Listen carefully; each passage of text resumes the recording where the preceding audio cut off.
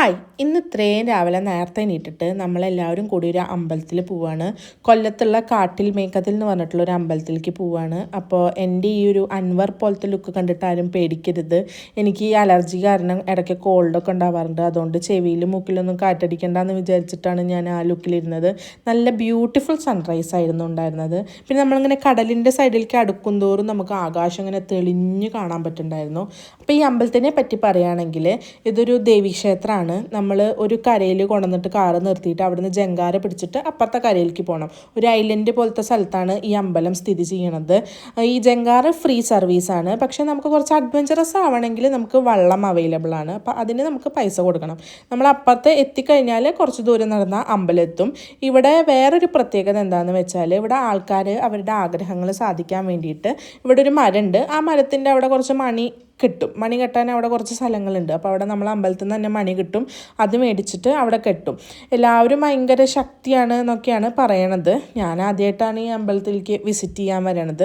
അപ്പോൾ എന്തായാലും ഞാനും ഒരു മണി കെട്ടാമെന്ന് തീരുമാനിച്ചു. എനിക്കും കുറച്ച് ആഗ്രഹങ്ങൾ ഉണ്ടായിരുന്നുകൊണ്ട്. പിന്നെ ഞാൻ ഈ മണി കെട്ടുന്ന സ്ഥലം കണ്ടപ്പോൾ ഒരു കാര്യം എനിക്ക് മനസ്സിലായത് എന്താ വെച്ചാൽ, മനസ്സിലാവല്ല, ഞാൻ ആലോചിച്ചത് എന്താണെന്ന് വെച്ചാൽ, ഈ ലോകത്ത് ഇത്രയും കോടാനുകോടി ആൾക്കാരുണ്ട്. അതിൽ നമ്മുടെ കേരളത്തിൽ വളരെ കുറച്ച് ആൾക്കാരേ ഉണ്ടാവുള്ളൂ. അതിലും വളരെ കുറച്ച് ആൾക്കാരാണ് ഈ അമ്പലത്തിലേക്ക് വന്നിട്ടുണ്ടാവുള്ളൂ. എന്നിട്ടും ഇത്രയും മണി ഇവിടെ ഉണ്ട്. ആൾക്കാർക്ക് എന്തുമാത്രം ആഗ്രഹങ്ങളല്ലേ. മനുഷ്യന്മാർ ഇത്രയും ആഗ്രഹങ്ങളുള്ളൊരു ജീവി ഈ ലോകത്ത് വേറെ ഉണ്ടോയെന്ന് എനിക്കറിയില്ല. ഞാനതൊരു മോശമായിട്ട് പറഞ്ഞതല്ല. പക്ഷേ നമുക്ക് എന്തുമാത്രം ആഗ്രഹങ്ങളാണ്. ജനിച്ച അന്ന് തൊട്ട് അല്ലെങ്കിൽ ഓർമ്മ വയ്ക്കണ അന്ന് തൊട്ടേ നമുക്ക് മരിക്കണ വരെയും ഓരോ ആഗ്രഹങ്ങളാണ്. അങ്ങനെ ഞാൻ നല്ല മുറുക്കി കെട്ടി എൻ്റെ മണി. ഇനി സുനാമി വന്നാൽ പോലും ആ മണി അഴിയരുതെന്ന് വിചാരിച്ചിട്ട്. പിന്നെ അമ്പലത്തിൻ്റെ പിന്നിൽ നല്ല ശാന്തമായ കടൽ, തിരക്കൊന്നുമില്ലാത്ത കടലുണ്ട്.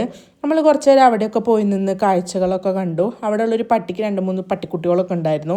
പിന്നെ ഇവിടെ വന്നതിന് ശേഷമാണ് ഞാൻ അമ്പലത്തിലെ ആൾക്കാർ പൊങ്കാലയൊക്കെ ഇടുമെന്ന് കേട്ടത്. അതിനുള്ള സാധനങ്ങളൊക്കെ ഇവിടെ തന്നെ കിട്ടും. തിരിച്ചും നമുക്ക് ജങ്കാറിൽ പോവാം.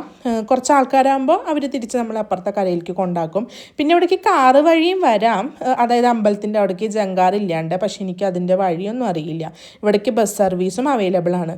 പിന്നെ രാവിലെ നമ്മൾ അമ്പലത്തിൽ വന്നാൽ ഒരു മസാല ദോശ കഴിക്കൽ എന്ന് പറഞ്ഞാൽ മസ്റ്റായിട്ടുള്ള കാര്യമാണ് എല്ലാവർക്കും. അപ്പം നമ്മളങ്ങനെ മസാല ദോശ കഴിക്കാൻ ചാടിത്തുള്ളി ഒരു ഹോട്ടലിൽ പോയി. ഞാൻ നെയ് റോസ്റ്റാണ് ഓർഡർ ചെയ്തത്. മസാല ദോശയിലെ മസാല ഞാൻ ബാക്കി വെക്കും. ഞാൻ ടച്ചൻ്റെ നിന്ന് കുറച്ച് മസാല എടുത്തിട്ട് എൻ്റെ കിട്ടും.